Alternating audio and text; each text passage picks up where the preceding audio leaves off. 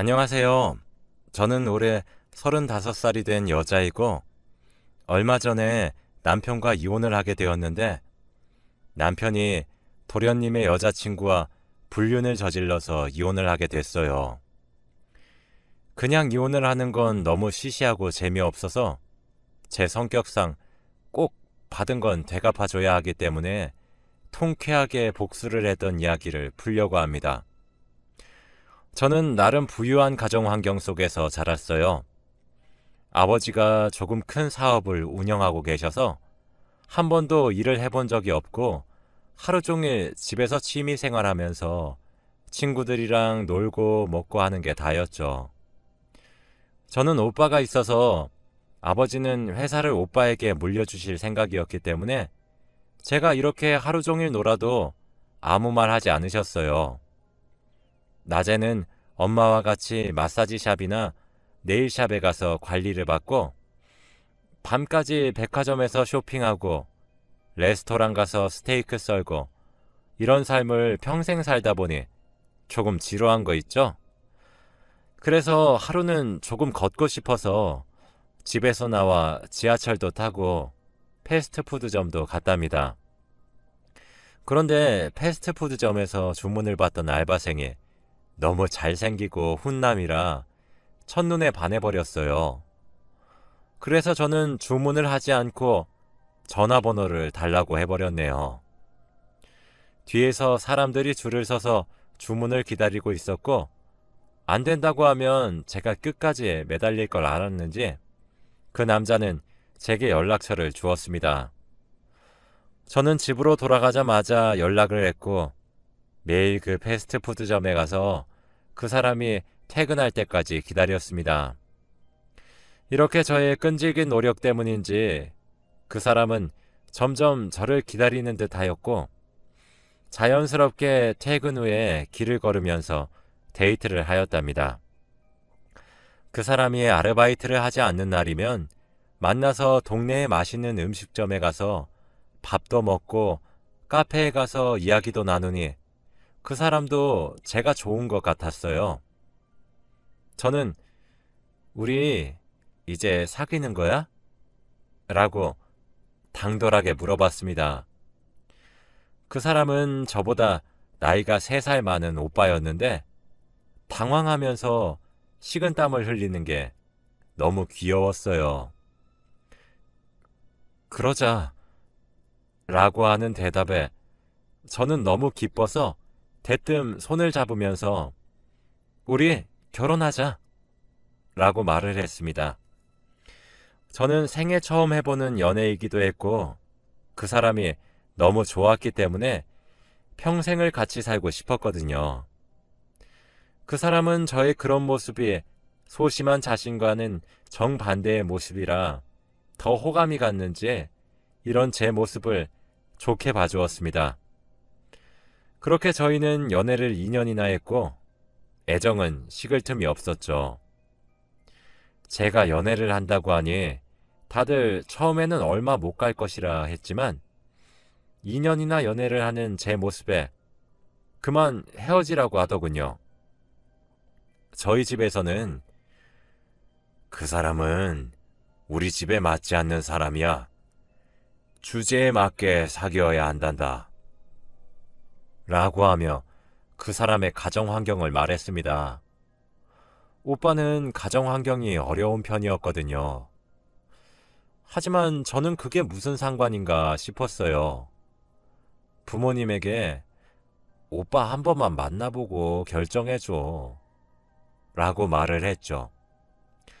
저는 결혼 전에 오빠를 집으로 데려와 저희 가족과 인사를 나누게 했고 부모님은 오빠의 싹싹하고 예의 바른 모습에 조금 놀랐는지 요즘 청년들이랑은 좀 다르네 라며 좋아하셨습니다. 요즘 사람들은 다들 어른한테 예의가 없다며 못 배운 티를 내는데 오빠는 그렇지 않다고 했죠. 그래서 저는 오빠가 드디어 사윗감으로 인정을 받은 기분이라 너무 기뻤습니다. 오빠, 우리 드디어 결혼할 수 있다? 라고 하니 오빠도 너무 좋아하며 내가 평생 행복하게 해줄게. 라고 했어요. 그렇게 저와 오빠는 속전속결로 결혼식을 올렸고, 오빠는 공무원 준비를 하고 있었는데, 그 공부를 그만두고 아버지가 운영하시는 회사로 들어와서 일을 하게 되었죠. 아버지는 오빠가 어쨌든 낙하산이니 신입사원부터 시작해서 차근차근 일을 배우며 올라가야 한다고 했고, 저희들은 모두 다 동의했습니다. 그래서 오빠는 회사의 회장님의 사위라는 것을 숨긴 채로 신입사원이 하는 일부터 배웠어요. 오빠는 금방 일을 잘했고 회사 일이 적성에 맞았는지 승진도 잘 됐습니다.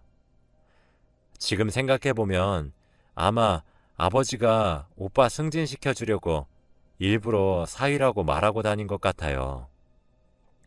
아무튼 그렇게 단기간으로 승진한 사람은 오빠가 처음일 겁니다. 오빠가 나름 높은 직급으로 승진했고 저희도 어느덧 결혼 8년 차가 되었습니다. 어릴 때 결혼을 해서 결혼을 한 지 오래됐지만 그렇게 나이가 많은 것도 아니었죠. 그런데 요즘 들어 남편이 집에도 자주 들어오지 않고 집에 와도 하루 종일 휴대폰만 만지고 있길래 여자의 직감으로 예상했죠. 여자가 생긴 것 같다고요. 누구랑 연락을 그렇게 해? 얼마 전에 알게 된 건데 내 동생 있잖아. 도련님? 내 동생 여자친구가 우리 부서 사원인 거 있지? 둘이 5년이나 사귀었는데 이제 곧 결혼할 것 같더라. 그래서 우리 미래의 재수랑 이야기하고 있지. 얼마 전에 알게 돼서 세상에 이런 우연이 있나 싶네. 너무 신기하지 않아? 저는 도련님의 여자친구랑 문자를 한다고 하길래 안심했고 세상에 그런 우연이 있냐며 같이 맞장구를 쳤습니다. 그런데 날이 갈수록 아예 대놓고 그 여자랑 전화도 하고 만나러 간다면서 밖으로 나가는 게 아니겠어요. 그래도 도련님이랑 결혼할 사이인데 단 둘이서 그런 만남을 가지는 게 조금 의심스러웠고 남편이 자는 동안 휴대폰을 몰래 보니 역시 외도의 흔적이 발견되더라고요. 둘은 연인 사이처럼 이야기를 나누었고 사귀는 사이 같았습니다. 화가 났지만 단순히 이혼을 하기에는 너무 시시하고 재미가 없을 것 같아서 오빠와 그 여자한테 복수를 하기로 결심했어요. 그 도련님 여자친구분 있잖아. 갑자기 왜? 아니, 이제 결혼할 사이면 나한테 소개시켜줄 수 있는 거 아니야? 같이 여행 가는 거 어때? 넷이서 가까운 곳이라도 가자. 결혼 전에 우리랑 미리 친해지면 얼마나 좋아? 남편은 당황하는 듯 했어요. 에이, 동생이 싫어할걸? 그럼 내가 도련님 설득해 볼게.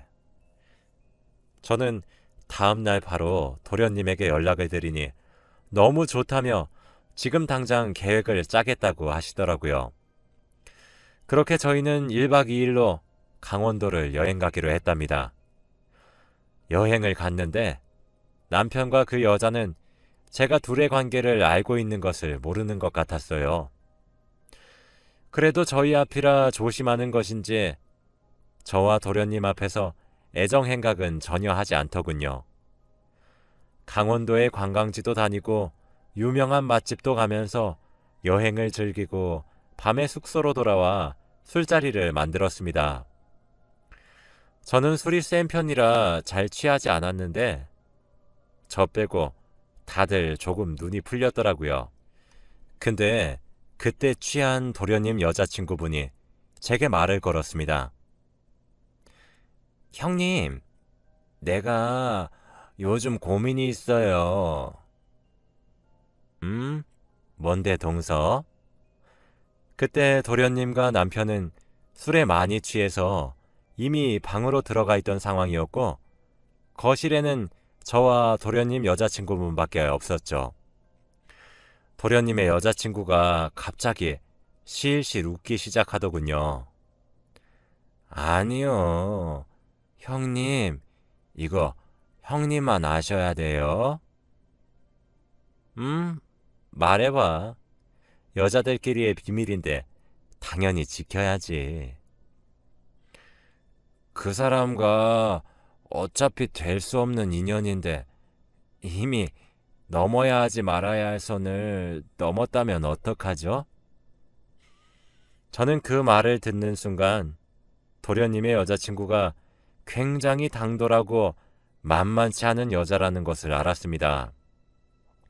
그렇게 당차게 남편과 바람을 피우는 것을 아내인 제 앞에서 말하다니요. 아무리 제가 알고 있다는 사실을 모른다고 하더라도 이건 아니죠. 동서, 그래도 안 되는 사이면 끝내야지. 근데 그게 마음대로 안 돼요. 이미 전 그 사람에게 푹 빠져버렸는데요. 근데 그 사람도 제가 너무 좋대요. 저는 도대체 뭐라 대답을 해야 할지 모르겠고 제 앞에서 제 남편과의 연애 이야기를 풀고 있으니 그 여자를 죽이고 싶었습니다. 아무튼 저는 부풀어 오르는 화를 겨우 눌러 담고 그렇게 여행은 끝났습니다. 남편과 집에 돌아왔죠. 우리 동생 동서랑 곧 결혼한대. 그래서 다음 주에 상견례 한다고 하네. 어때? 너무 좋지? 도련님과 결혼을 한다고 해서 드디어 남편과의 관계를 끝내나 싶었지만 동서는 계속 저에게 개인적으로 연락을 해왔어요. 오늘은 그 사람이랑 뭘 했고 다음엔 뭘 할 건지 그리고 오래된 연인들이나 할 법한 비밀스러운 고민까지 말하는 거 있죠? 그 고민은 저도 똑같이 하고 있는 것들인데 언제까지 동서의 입에서 나오는 것을 지켜봐야 할지 제 생각엔 그냥 제가 대놓고 자기한테 화를 내는 걸 원하는 것 같았어요. 저는 절대 동서가 원하는 대로 흘러가지 않겠다고 다짐하고 성심성의껏 눈치채지 못한 척하며 고민도 잘 들어주고 말도 잘 들어주었답니다. 상견례 자리도 무난하게 끝냈고 둘은 결혼을 본격적으로 준비하고 있었습니다. 저희도 여느 때와 다름없는 평범한 날들을 보냈죠.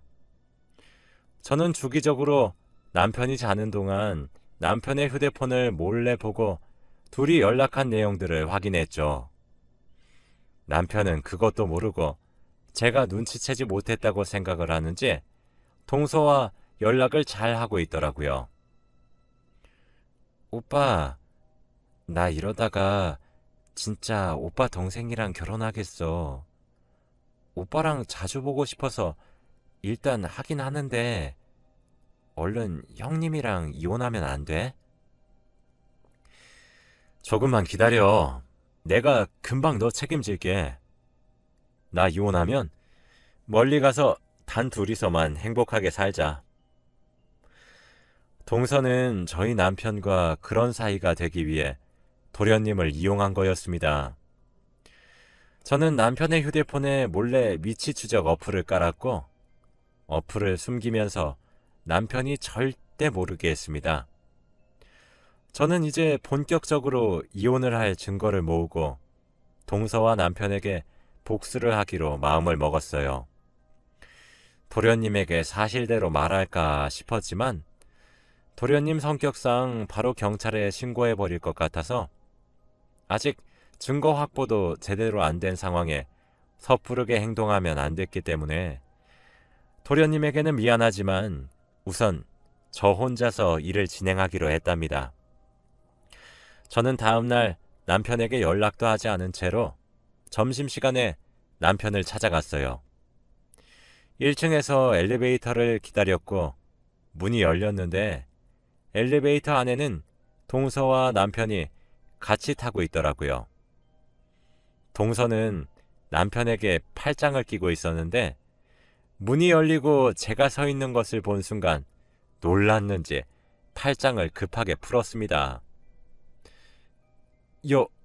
여보, 여긴 어쩐 일이야? 그냥 근처에 볼 일이 있어서 왔다가 점심시간이길래 오빠랑 밥 먹으려고. 근데 둘이서 점심 먹게? 아, 그냥 근처에 거래처 사람이 왔다고 해서 셋이서 점심 먹으려고 했지. 그래? 그럼 그 거래처 사람은 동서랑 단둘이 먹게 하고 오늘은 나랑 먹자, 오빠. 아, 오빠, 나 오늘 옷 샀는데 어때? 응? 너무 예쁘지? 저는 일부러 동서와 저의 수준 차이를 직접적으로 남편에게 보여주기 위해 백화점에서 신상이랑 신상은 다 구입했죠. 동서도 가정 형편이 좋은 것은 아니었기 때문에 같은 여자로서 자격지심은 충분히 느끼는 듯 했어요. 동서, 나 남편이랑 밥 같이 먹을 건데 거래처 사람 대신 부탁해도 되지? 에이, 그래도 동서도 곧 우리 가족이 되는데 같이 밥 먹는 거 어때?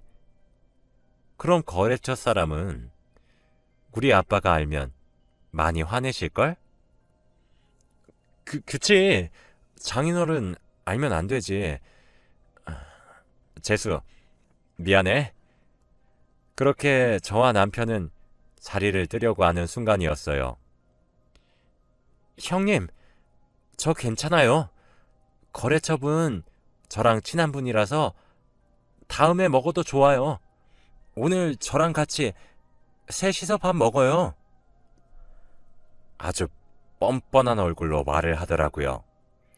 저는 누가 이기나 싶어. 그래? 그럼 나야도 좋지. 그럼 내가 잘 아는 곳 있는데 거기로 가자. 내가 살게.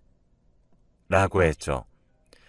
저는 아예 그들이 범접할 수도 없는 최고급 레스토랑으로 갔고 동서는 눈이 휘둥그레지더라고요.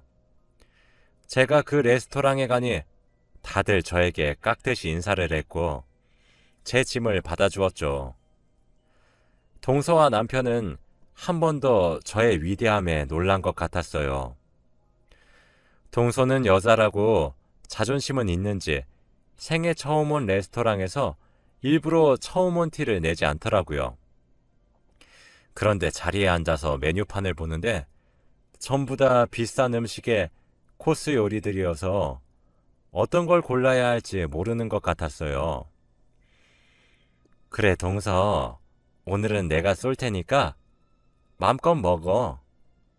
어떤 거 먹을래? 동서는 동공이 흔들렸고 다 영어로 된 메뉴판과 처음 보는 음식의 이름 때문에 상당히 고민을 오래 했죠. 그런데 결국에 한다는 말이 전 형님이랑 똑같은 걸로 할게요. 이거입니다. 저는 속으로 에휴, 그냥 모르면 모른다고 하지. 자존심은 세가지고. 라는 생각을 했네요. 그렇게 저희 셋은 다 똑같은 메뉴를 시켰고 음식을 먹으면서 대화를 하기 시작했죠. 그런데 동서가 뭐가 그리 분한지 제 속을 슬슬 긁으려 들더군요. 아, 형님, 제 이야기 좀 들어보세요. 글쎄, 제 친구 이야기인데, 뭔데? 아니, 친구가 유부남이랑 사귄대요. 아, 그래? 아, 근데 그 유부남이 자기가 결혼할 사람의 형이라고 하던데? 정말 그러면 어떻게 해야 돼요?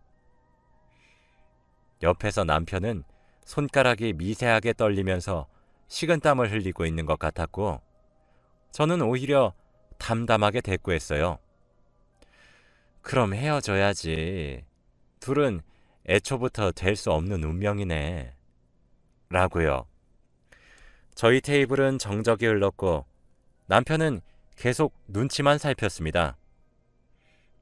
자, 우리 이제 점심시간도 끝나가는데 이만 회사로 돌아갈까? 어머, 벌써? 시간 너무 금방 간다. 다음에 또 놀러 올게. 그렇게 저는 조금 후련한 마음으로 집으로 향했고 다음 복수 작전 계획을 세웠죠. 이제는 이혼을 한 준비가 되어 있었고 증거들도 다 확보가 된 상태라 그저 그 둘에게 쪽팔림만 주면 됐었어요. 그렇게 눈치만 살피던 어느 날이었어요. 갑자기 남편이 급하게 출장을 가야 된다고 하는 겁니다. 여보, 미안한데 나 내일 급하게 해외로 출장 가. 어디? 어, 그 말레이시아. 아, 그래? 잘 갔다 와. 저는 일일이 다 묻지 않았어요. 왜냐면 남편이 어디서 뭘 하는지 저번에 남편의 휴대폰에 설치했던 위치 추적 어플로 알 수 있었거든요. 남편이 출장을 떠나고 저는 어플을 실행해서 남편의 위치를 살폈는데 그는 서울에 있는 한 유명한 호텔에 있는 것으로 확인이 되었습니다. 그 호텔은 저희 회사와 깊은 관계라서 호텔 직원들이 제 얼굴을 알아요. 아마 남편의 얼굴까지는 모르기도 했고 저희 회사 직원이 가면 조금 저렴하게 갈 수 있어서 그 호텔로 예약을 한 것 같아요. 그때 저는 남편이 그 여자와 단둘이 여행을 갔다는 것을 눈치챌 수 있었죠. 저는 다음날 호텔에 전화를 해서 남편 이름을 대고 몇 시에 퇴실인지 알아냈습니다. 물론 처음엔 개인정보라 알려드릴 수 없다고 했지만 제가 누군지 말하니 알려주더라고요. 아무튼 저는 아침부터 화려하고 고급진 옷을 입고 자주 가는 샵에 들려 화장을 받아 호텔 로비로 들어갔더니 다들 저에게 깍듯이 인사를 했습니다. 저는 인사를 받고 그들이 나올 때까지 1층 로비에서 눈이 빠져라 기다렸는데 둘은 퇴실 시간에 딱 맞춰 나오더라고요. 그들이 로비를 지나갈 때 저는 로비 중앙에서 그들 앞에 섰습니다. 둘은 팔짱을 끼고 행복하게 웃으면서 걸어오다가 그들 앞에 선 저를 보고 놀라더라고요. 여보, 여긴 어떻게... 저는 남편의 말이 끝나기 전에 뺨을 내리쳤고 로비에 있던 모든 사람들이 저희가 있는 곳으로 집중했어요. 벗어? 어? 남편은 저에게 맞은 뺨을 부여잡고 쳐다봤고 저는 내가 준 것들 다 벗으라고 라며 소리쳤어요. 남편은 당황을 하며 주위 시선들을 확인했는데 모두 다 저희를 쳐다보고 있었죠. 여보, 내 말 좀 일단 들어. 벗으라고. 제가 버럭 소리를 지르니 남편은 시계, 벨트, 지갑 등등 제가 선물한 값비싼 명품들을 하나둘 바닥에 떨어뜨리더라고요. 동서, 아니, 민서 씨, 이 사람 이런 사람이에요. 내가 겉은 화려하게 바꿔봤는데 속은 안 바뀌더라. 이래서 우리 아빠가 못 배운 것들은 만나면 안 된다고 했는데. 민서야, 그냥 너 가져. 너 줄게. 둘이서 멀리 가서 행복하게 살아. 라고 한 뒤 유유히 로비를 나왔고 남편의 얼굴을 보니 수치심을 많이 느꼈는지 눈에 눈물이 조금 맺힌 것 같더라고요. 그렇게 집으로 돌아와서도 화가 풀리지 않아 회사 커뮤니티에 글을 썼습니다. 안녕하세요. 마케팅 부서 김모영 군과 박모서 양을 폭로합니다. 라는 제목을 쓰고 지금까지 있었던 모든 일들을 글로 표현하니 조금 후련하더라고요.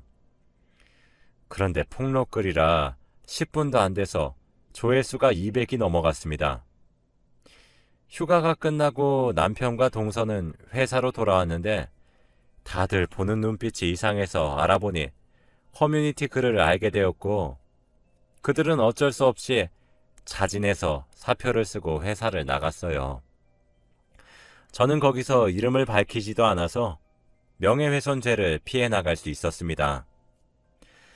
아무래도 회사 일도 있다 보니 아빠가 알게 되는 건 시간 문제였고 아빠는 딸아, 역시 못 배운 것들은 집안에 들이면 안 돼.